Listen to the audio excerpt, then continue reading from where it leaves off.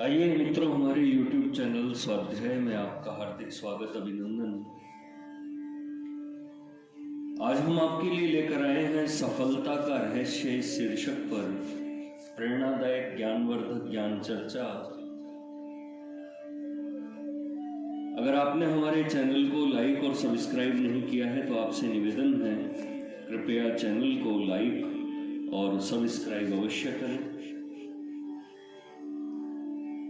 हम सबकी आत्मा एक है, आत्मा शरीर से भिन्न है। जब मैं गहरी नींद में सोता हूं तो शरीर का ज्ञान नहीं रहता। जागने पर कहता हूं कि मैं खूब सोया। यह मैं शरीर से भिन्न कोई वस्तु है। मैं केवल शरीर नहीं है, आत्मा प्रकृति से भिन्न है। आधुनिक विज्ञान आत्मा का पता नहीं लगा पाया। आत्मा को देखने के लिए किसी और औजार की आवश्यकता है और वह औजार बहुत सूक्ष्म होना चाहिए। ज्ञाता जानने वाले को कैसे जाना जाए?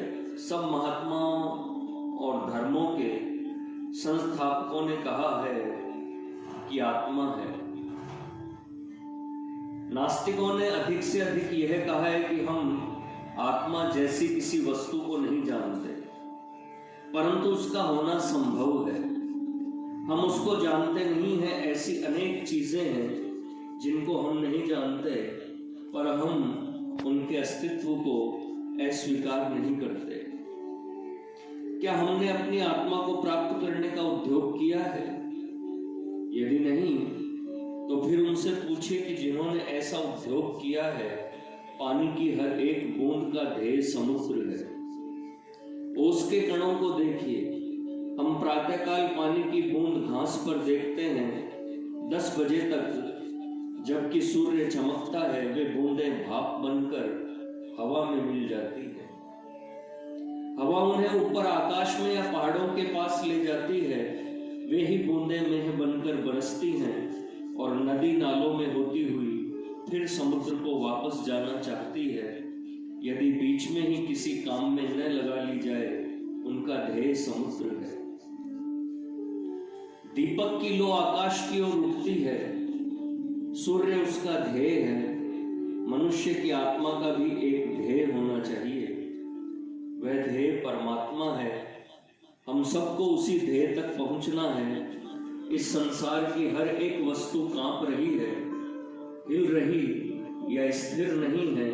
हम शांति और स्थिरता के लिए कभी कोई चेष्टा करते हैं, कभी कोई, पर यह सब चेष्टाएं एक शिक्षा देती हैं, शांति कहीं और है। पतंग दीपक को चाहता है। जो ही दीपक जलाया जाता है वह अपना ध्येय जान जाता है। उसे कैसे मालूम होता है? उसका हृदय ही उसका पथ प्रदर्शक है। इसी तरह से मनुष्य का हृदय भी उसका सच्चा पथ प्रदर्शक है। यही श्रद्धा है। दूसरी सीढ़ी अनुभव की है। पतंग दीपक की लौ से मिलना चाहता है, पर उस मिलन के लिए उसे उद्योग करना पड़ता है।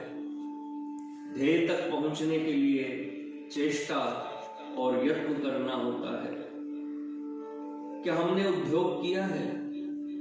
जब तक हम अपने ध्येय तक नहीं पहुंचते, हमें चिरस्थायी शांति नहीं प्राप्त हो सकती। जो फकीर और महात्मा स्वयं ध्येय तक पहुंच गए हैं, उनसे सफलता की उस कुंजी को प्राप्त करने में सहायता लीजिए जो सदा काम में लाई जा सके।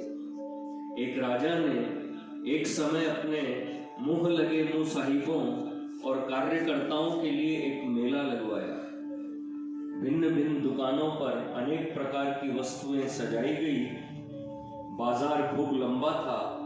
राजा ने कहा, जिस वस्तु पर तुम अपना हाथ रख दोगे वही तुम्हें दे दी जाएगी। लोग इच्छा अनुकूल वस्तु पसंद करने के लिए दुकानों पर घूमने लगे। एक से एक बढ़िया चीजें थी। राजा बाजार के दूसरे सिरे पर बैठा था। कुछ समय लगाने के बाद